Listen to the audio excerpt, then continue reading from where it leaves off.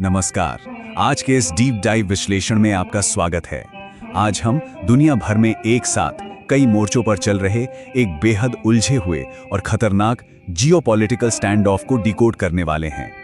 Global chess board पर इस वक्त अमेरिका, चीन, रूस और ईरान जैसे बड़े खिलाड़ी अपनी अपनी चालें चल रहे हैं। तो चलिए सीधे डेटा और सोर्स मटेरियल के जरिए समझते हैं कि आखिर दुनिया की इस बिसात पर चल क्या रहा है। शुरुआत एक बेहद दिलचस्प और बड़े सवाल से करते हैं।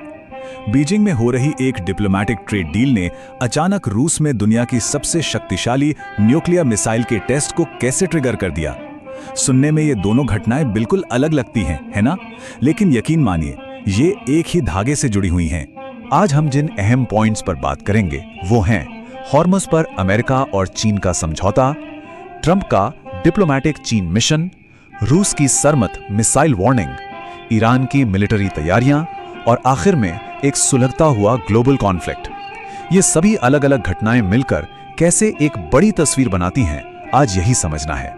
सेक्शन 1, हॉर्मुज़ पर अमेरिका चीन समझौता। चलिए अपने पहले बड़े जियोपॉलिटिकल मूव की तरफ बढ़ते हैं, जहां वॉशिंगटन और बीजिंग के बीच एक बहुत ही हैरान करने वाला तालमेल दिखा है।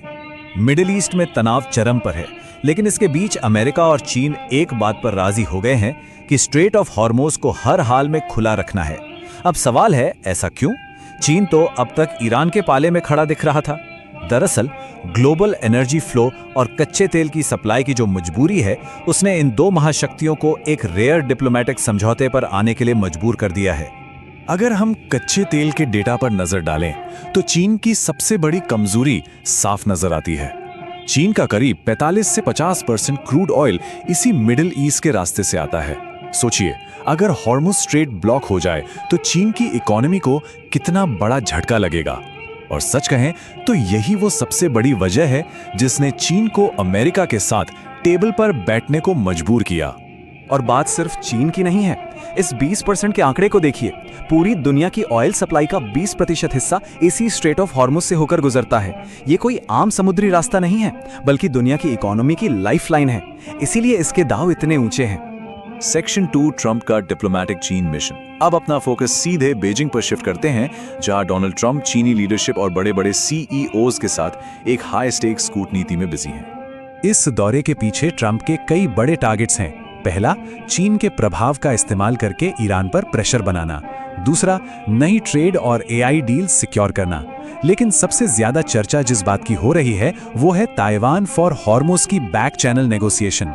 एक्सपर्ट्स का मानना है कि जियोपॉलिटिक्स में अक्सर पर्दे के पीछे गिव एंड टेक चलता है और ये बातचीत उसी का हिस्सा हो सकती है। और पर्दे के पीछे असल में क्या चल रहा है, इसका एक बड़ा सबूत हाल ही में दिखा। 6 से 10 चीनी ऑयल टैंकर बिना किसी रोक टोक के हॉर्मुज़ स्ट्रेट से गुजरे, और मजे की बात यह है कि अमेरिकी नेवी ने उन्हें छुआ तक नहीं। ये साफ दिखाता है कि दुनिया के सामने भले ही कितना भी स्टैंड ऑफ क्यों ना हो, अंदर खाने शांति से कुछ खास कूटनीतिक छूट दी जा रही हैं। सेक्शन 3, रूस की सरमत मिसाइल वार्निंग। अमेरिका और चीन के इस तालमेल के ठीक बीच हमें एक बहुत बड़ा कॉन्ट्रास्ट देखने को मिलता है। व्लादिमीर पुतिन ने एक बेहद अग्रेसिव मिलिट्री कदम उठाया है।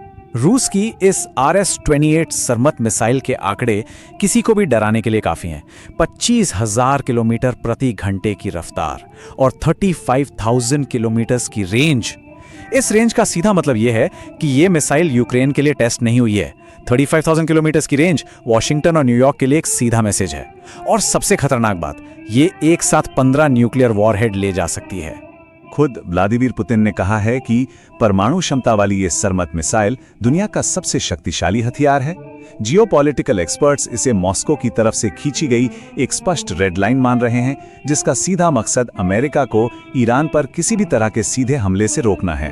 तो यहाँ सबसे क्रूशियल पॉइंट ये है कि रूस अब खुलकर ईरान की ढाल बन गया है। रूस ने ईरान के यूरेनियम को सेफ गार्ड करने यानी सुरक्षित रखने का ऑफर दिया है। ये कोई आम बयान नहीं है, बल्कि एक गहरी और प्रोटेक्टिव अलायंस का इशारा है। सीधा कहा जाए तो पुतिन डोनाल्ड ट्रंप के उस प्लान को पूरी तरह से फेल करने में लगे हैं, जिसका मकसद ईरान को अलग थलग करना था।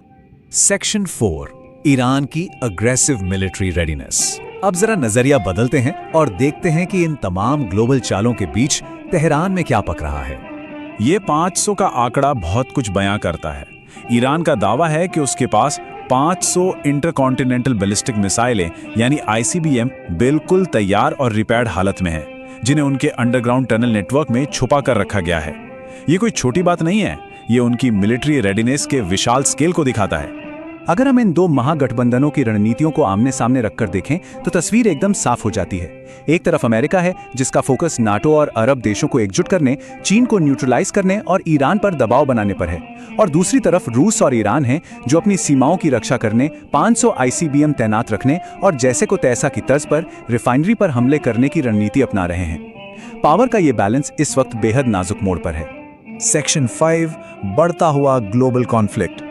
अब इस जियोपॉलिटिकल चेस बोर्ड के सभी मोहरों को एक साथ रखकर देखते हैं कि कैसे ये पूरा खतरा लगातार बढ़ता जा रहा है। अब देखते हैं कि चीजें कितनी तेजी से बिगड़ी हैं। ये एक classic tit for tat escalation cycle है। अमेरिका और यूक्रेन की रिफाइनरियों पर हमले होते हैं तो पलटवार में रूस और ईरान की ऑयल साइट्स पर संदिग्ध धमाके होते हैं। और बात यही नहीं रुकती, अब नाटो और यूएई, सऊदी अरब जैसे देशों के फाइटर जेट्स भी होर्मुज की तरफ तैनात किए जा रहे हैं। इन सब के बीच वॉशिंगटन में घरेलू विरोध से बचने के लिए कुछ अंदरूनी नौकरशाही चालें भी चली जा रही हैं। रिपोर्ट्स की माने तो स्टेप 1 में अमेरिका अपने पुराने ऑपरेशन एपिक फ्यूरी को ऑफिशियली खत्म कर सकता है, और स्टेप 2 में स्लेज हैमर नाम से एक नया ऑपरेशन लॉन्च किया जा सकता है, ताकि अमेरिकी कांग्रेस से युद्ध के लिए नए सिरे से 60 दिनों की मंजूरी हासिल की जा सके। लेकिन ईरान इन सब से बेखबर बिल्कुल नहीं है। ईरान के सुप्रीम लीडर अली खामनेई की इस फिलॉसफी पर गौर कीजिए। हमेशा अकेले युद्ध के लिए तैयार रहें, किसी पर भरोसा ना करें, नेशनल इंटरेस्ट पर ध्यान दें और दुश्मन को कैसे जवाब देना है उस पर फोकस करें। ये वो सख्त सोच है जो ईरानी सेना का मार्गदर्शन करती है, और ये साफ बताती है कि वे किसी भी अलाइड हमले का सामना करने के लिए पूरी तरह से तैयार बैठे हैं।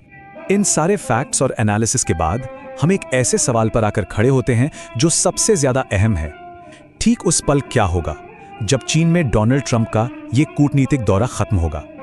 क्या ये बातचीत किसी शांतिपूर्ण समाधान की ओर ले जाएगी, या फिर ये मौजूदा शांति सिर्फ एक दिखावा है जिसके बाद दुनिया एक भयानक टकराव की गवाह बनेगी?